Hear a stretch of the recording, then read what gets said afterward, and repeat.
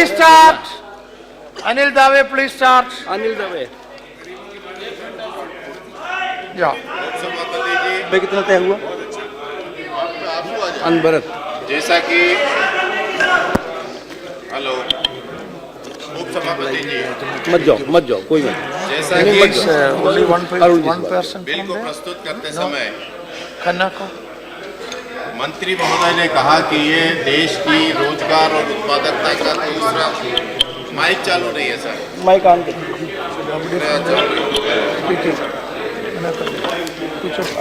उपसभापति जी, साइड वाला देख लो। Anil Dave ji. ये सर हिडन इंस्ट्रक्शन मेरी सीट पे No, no, he's sir, speaking. Mic चालू नहीं है, No, no, माइक he's चालू- speaking. Nothing allowed. He's speaking. Mic चालू माइक- नहीं है।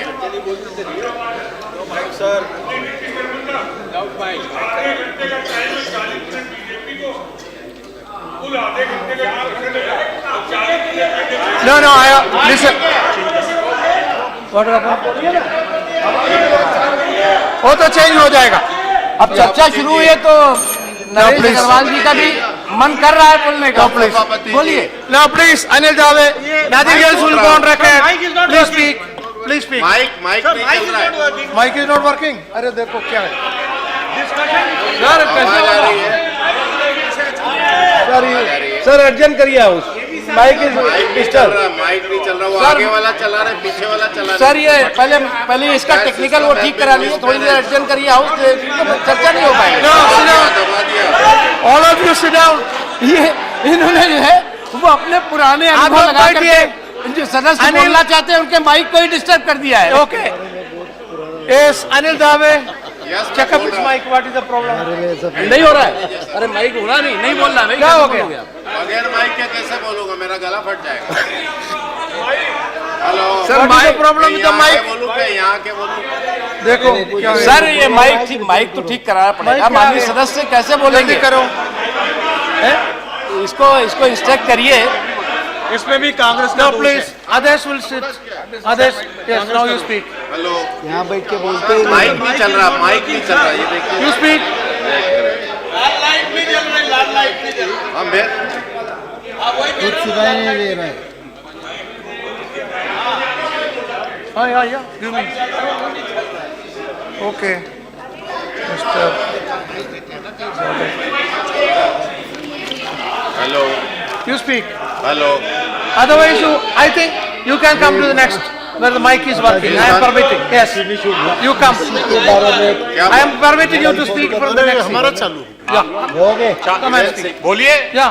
मेरे नाम से सर यहाँ चालू। अभी ठीक है सर, क्या अभी चलता है।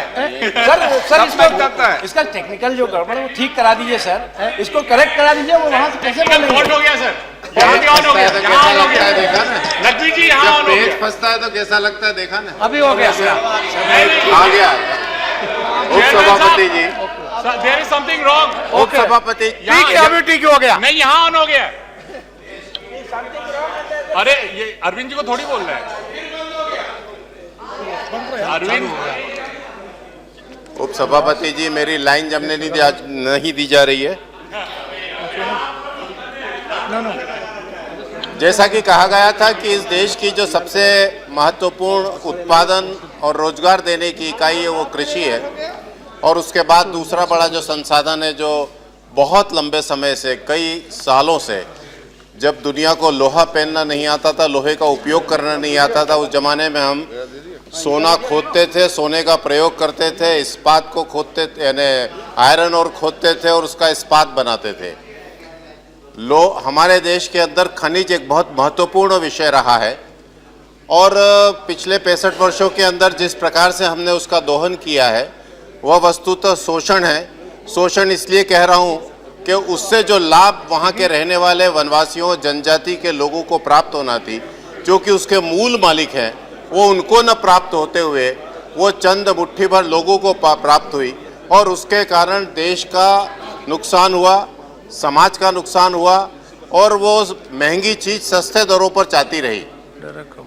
लेकिन इस सरकार ने आने के बाद में, मैं उस पुरानी यूपीए की सरकार के उन विषयों पर नहीं जाना चाहता हूं, जिसके ऊपर सीएजी ने क्या कहा था, और वो सारी बात हम सबको रटी हुई है, कंठस्थ है, और नींद में भी सपने हमको उसी के ही आते हैं।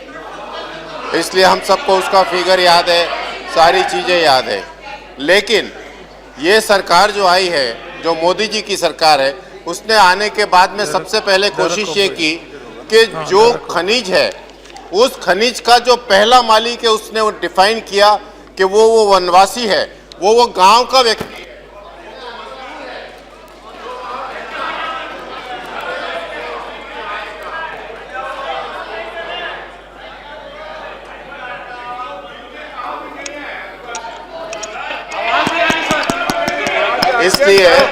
इसलिए उसकी मालकियत पहली है और उसकी मालकियत को उसे दिया जाना चाहिए।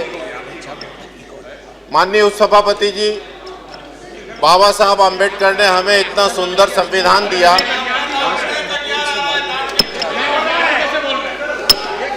मैं बजरंग दल में चला जाऊंगा, मेरा नाम ही नहीं आ रहा है सर। अनिल दवे का नाम आना चाहिए। बोल आप, मेरा नाम आ रहा है। हाँ तो अभी आए तो सही आ रहा है।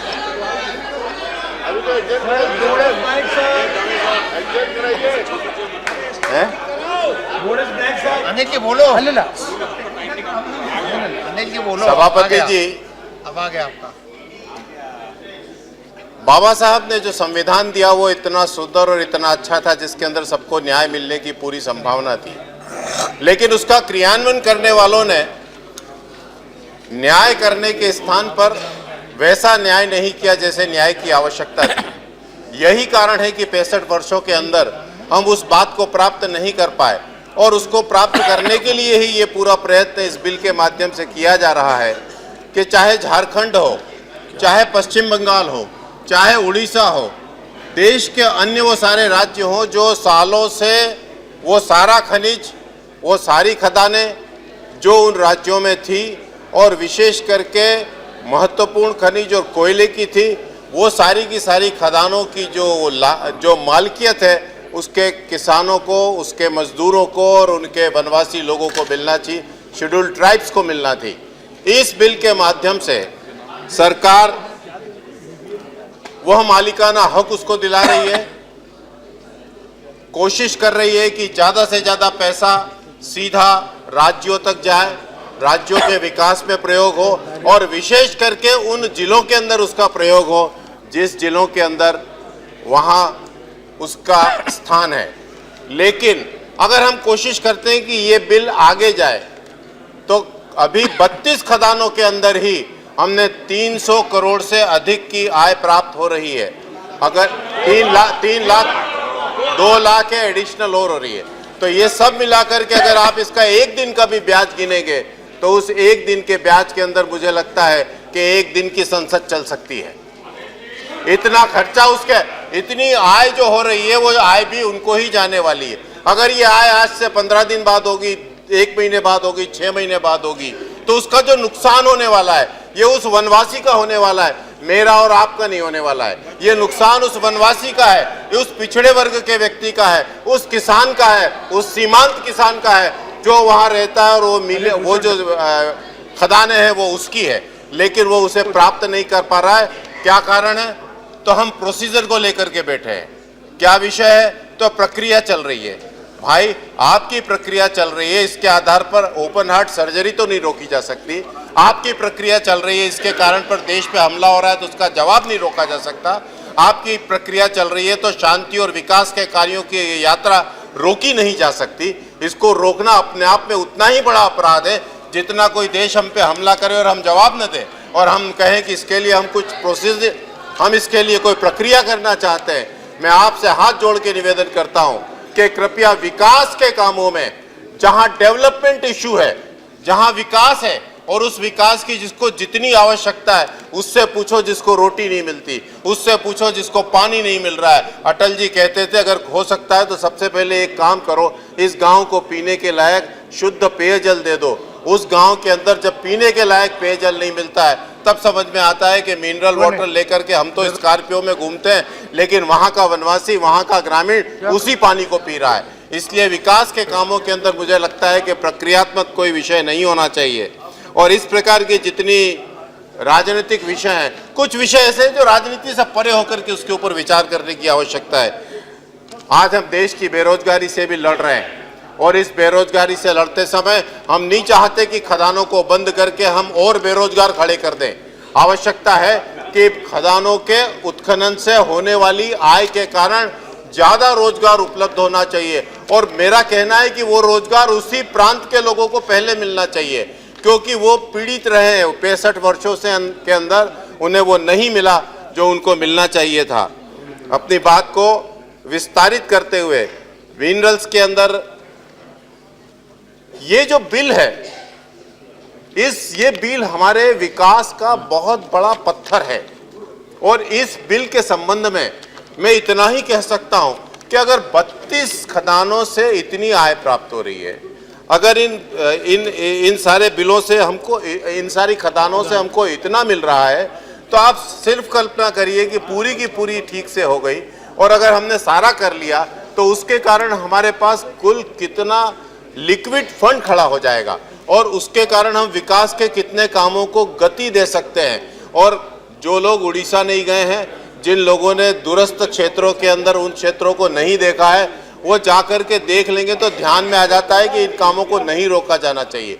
मुझे ऐसा लगता है कि इस काम के अंदर जब भी कोई रोड़ा अटकाएगा तो वो कुछ नहीं करेगा, कुछ नहीं होना है, बस इतना ही होना है कि वो वनवासी, वो ग्रामीण, वो गरीब, वो पिछड़ा, जिसके लिए हमने 1972 के अंदर नारा दिया था गरीबी हटाओ।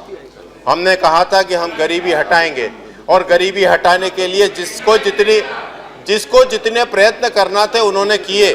मैं ये नहीं कह रहा हूँ आप हर बात का पॉलिटिकलाइजेशन प्लीज मत करिए।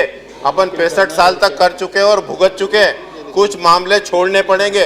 मैं ही सबसे पहला व्यक्ति हूँ जिसने कहा था कि गंगा के लिए राजीव जी ने इतने पैसे दिए थे और आज मैं 72 की बात कर रहा हूँ, लेकिन वो नहीं मिटी। तो उसका कारण जवाब आपको भी देना और जवाब मुझको भी देना है, क्योंकि अगली पीढ़ी डिवीजन करके जवाब नहीं मांगेगी, अगली पीढ़ी संयुक्त रूप से पूछेगी कि संसद क्या कर रही थी। इसलिए संसद को जवाब देना पड़ेगा कि क्या हुआ। अगर गरीबी नहीं हटी है तो क्यों नहीं हटी है। ऐसे बहुत सारे विकास के बिंदु हैं जिन विकास के बिंदुओं के ऊपर सर बड़ी मुश्किल से तो अभी मूड बना है भाई, क्या है? सभापति जी जब से यह सरकार आई है, ये आई ही इस मुद्दे पे थी कि अच्छे दिन आएंगे।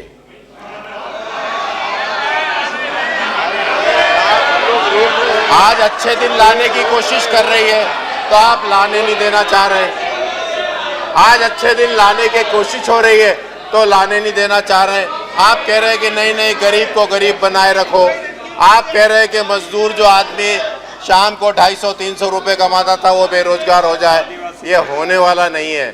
आदिवासी के बदन पर कपड़े रहेंगे, जितने कपड़े मेरे और आपके बदन पे है ना, उतने सारे कपड़े उस वनवासी के बदन पे भी होना चाहिए। जिन स्कूलों में हमारे बच्चे पढ़ते हैं ना, उन स्कूलों में उसके भी बच्चे पढ़ना चाहिए। जिन अस्पतालों में हम ऑपरेशन कराने के लिए भर्ती होते हैं ना, उन स्कूलों में उनमें भी होना चाहिए।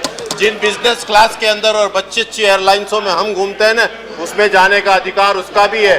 और उसका अधिकार अगर आप छीनेंगे तो वो तो छीनने नहीं दिया जाएगा। ओके, अच्छा अनिल दावे जी, प्लीज कंक्लूड। अपनी बात को समाप्त करते हुए करने के पहले प्लीज कंक्लूड। करने से पहले मैं एक बात कहना चाहता हूँ और अंतिम बात कहना चाहता हूँ कि विकास की इस यात्रा में मैं वीर सावरकर के एक वाक्य को बोलना चाहता हूँ। No, please, no, don't make such unnecessary noise, please. बोलना चाहता Don't do that. अगर साथ चलो Please. तो ठीक, विरोध करो तो ठीक, नहीं चलो तो ठीक। देश का विकास होके रहेगा। Okay, thank you. अच्छे दिन आके रहेंगे Okay, sir. और इसे कोई नहीं रोक सकता। Okay, thank you, sir. Derek O'Brien.